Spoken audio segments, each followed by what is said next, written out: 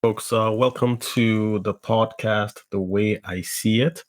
This is just where I talk about money, personal finance, the economy, and what we can learn from all those topics. Today, we have a good one today. We want to talk about the CBN Naira for Dollar scheme, which is going to start today. In essence, the CBN is trying to incentivize diaspora remittances. So if you send a dollar, if you remit a dollar back to Nigeria through licensed international money transfer operators back to Nigeria, the CBN will pay you for every dollar you bring in, you get 5 naira, basically. So if you bring in $10, you get 50 naira and all that. So more or less, you use the licensed operators, the international money operators, to send your money in through Nigerian banks. And for every dollar you send back, the CBN will pay you an incentive in Naira. So what really is going on? Why is the CBN paying you an incentive to send money back to Nigeria? Let's step back. In Nigeria, there are basically two markets where you can buy foreign exchange. There is the CBN, the banks, the licensed operators, just let's say the formal market where you can go and apply to purchase dollars. Yeah. And there is the other market, which we can call the parallel market or the black market, but let's just call it the unofficial market. And those are the two places or markets you can buy dollars in Nigeria to do your transaction to import. The CBN governor has been on record to say that the other market, i.e., the parallel market, and I'm quoting here, it does not exceed 5%, and it's a market that is popular with corrupt individuals because that's where they go to, i.e., that parallel market, to facilitate illegal activities. That's a quote from the CBN governor. He's basically saying the non-banking, non-authorized, non-formal market for Forex is a market where corrupt individuals go to. Okay, let me lay the table for you. In Nigeria, the CBN has got a list of about 44 items which are banned from accessing Forex from the formal market. So, for instance, that list includes maize, it includes rice, vegetable oil, stuff like that.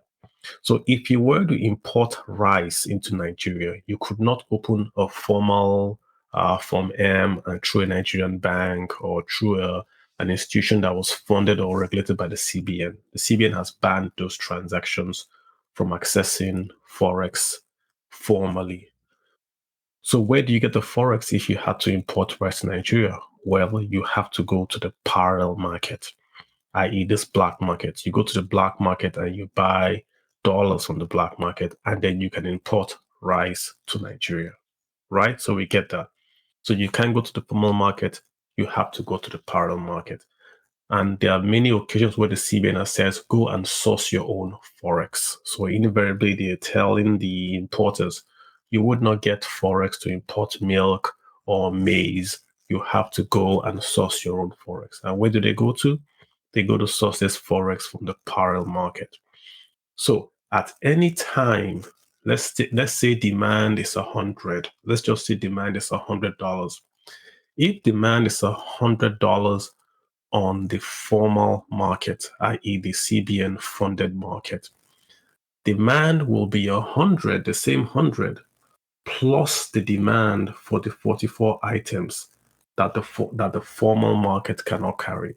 What I'm saying is this: because the importers of rice, maize, milk, and other banned goods cannot access the formal market, they have to go to the parallel market to then get Forex to pay for imports, which means that the demand in the parallel market, that's the black market, it's always going to be higher than the demand in the formal market.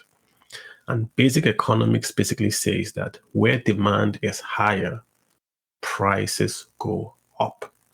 So in the same country, you would have demand higher in the parallel market because the parallel market is the only market where the importers of rice, maize, milk, and those other 44 items can go to.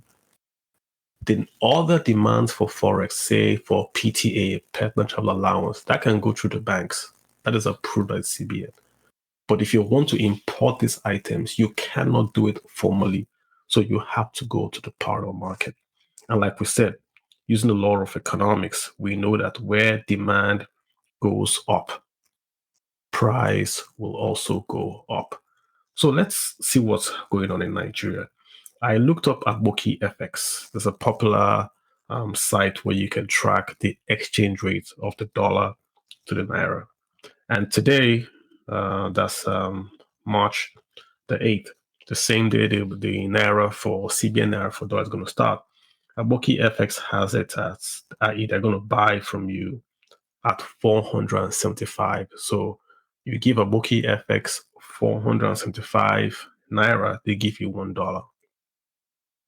I scrolled over to the Central Bank of Nigeria's site to take a look at what they are offering for dollar, i.e. on the Central Bank of Nigeria site. It's way lower than what Aboki FX is offering. I mean, so the CBN is basically saying that for them, they would take your dollar at about 390, more or less. So if you go through the CBN, you would get 390 or so, 290 for each dollar. But Aboki FX would pay you 470. Not to get too hooked up on the numbers. The point is this: there's a premium in Aboki FX, which represents, should we say, the parallel market or the black market, because there is more demand on the parallel market, because the importers that are listed and banned from Forex trading or Forex purchase can only go to the parallel market to buy Forex to import rice, milk, maize, etc., etc. Yeah. If I was a seller of Forex in the black market and you came to me to buy PTA, personal travel allowance, and I know that you can buy PTA from me and PTA from the banks, how will I price this transaction? I wouldn't try to put a big spread or I try to make profit on this transaction. Why? Because you can go elsewhere. If I don't give you a good price, you can go to the banks and buy. You don't have to buy from me. So I'm very, very price sensitive. I'm going to try to quote you a price, even if it makes me just to do a transaction. I want to keep you as a customer. So I'm not going to quote you a high price because you have options. You can buy from me, you can buy from the banks, So the price then stays low. But what if you came to me and you were trying to import maize? How would I quote my dollars to you? Well, I will give you a very, very high spread. Why? Because you can't go to the banks. You cannot go to the bank and issue a form or raise a form M to import rice because rice is on the prohibited list from the CBN. Rice, maize, like we said, all those items, the 44 of them, you cannot do it in the bank. So I know I am your only source of dollars. So because I'm your only source of dollars, your demand to me is high. And if your demand to me is high, then I can raise my prices up. So this takes us back to the CBN's dollar for Naira scheme. The CBN has seen the Aboki rate at 470, or let's just say they're seeing the rate higher than the rate that the CBN and the banks are offering.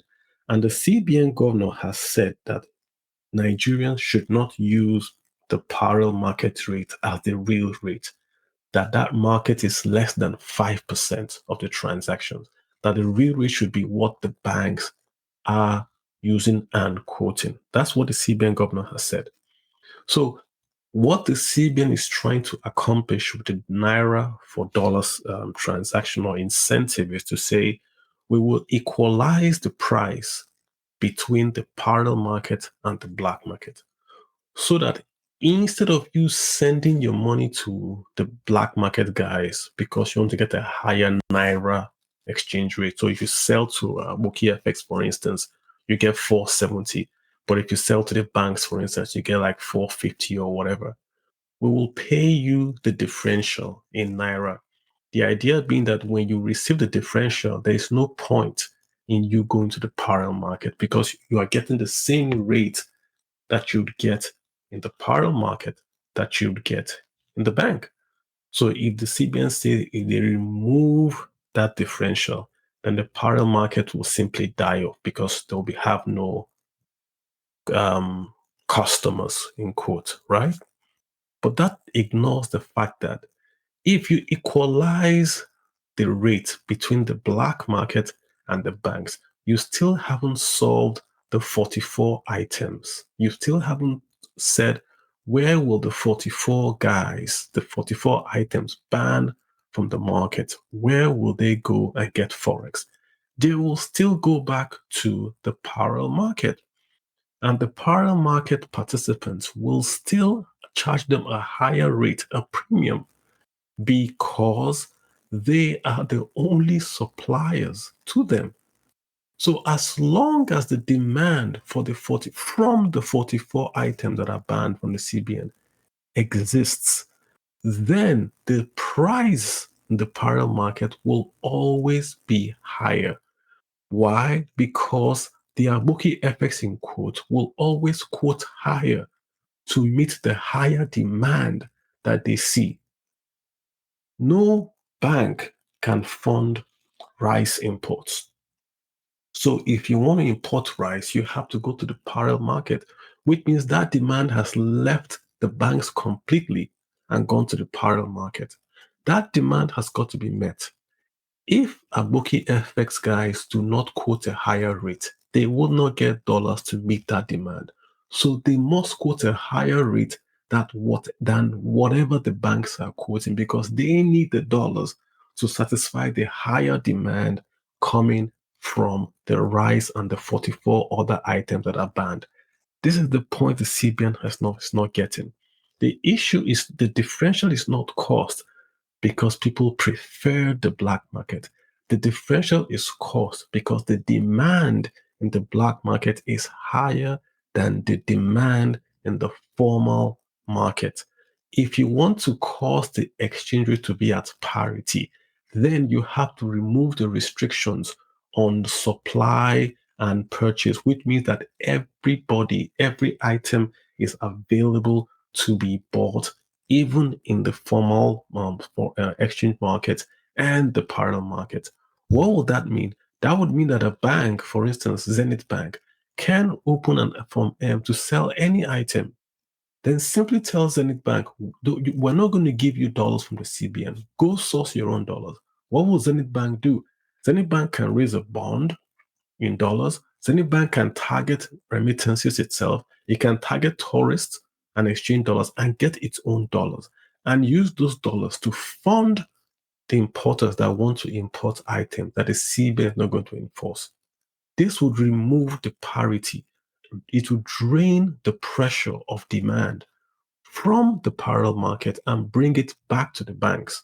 And then when you remove that demand from the parallel market and you then give an incentive to the banks, then there's a real incentive because now there is no competition of demand. It's the same demand, but the CBN for Naira for dollar scheme will pay every Nigerian more to send money through the banks than the parallel markets. That's the way it should be done. If you leave it this way, all that would happen tomorrow is this. The parallel markets folks are going to offer 6 Naira or 7 Naira to compensate for the loss that they're going to make from the CBN paying the incentive to the remittances that they're getting from the diaspora because they have to meet a demand. Those goods are still being imported into Nigeria. There's still foreign rice in Nigeria. There's still maize in Nigeria. There's still foreign milk in Nigeria. All those items are being paid for by dollars. Those dollars have got to be bought by the quote unquote bookie FX and supplied. Unless you solve that demand differential, you are not going to solve the pricing differential. It's really that simple. It's just not rocket science. So we have to maybe go back and look at this whole exchange policy thing and come out with something that can achieve the aim that the CBN wants to achieve. Let's stop here, guys. I just want to make this podcast on this because I got a lot of comments on this, and I just felt this is my way of maybe explaining to you all what's going on and perhaps positing a solution to what can happen going forward. I hope we get it right. We have to. We have no choice. And I think the CBN has got many smart guys that can eventually solve these issues and will just power the Nigerian economy to go higher and higher. All right, guys, I'll see you all later. Keep following on Twitter, FinPlan Kaloja1. I appreciate you all. Thanks for subscribing. Thanks for sharing. You guys have a good day.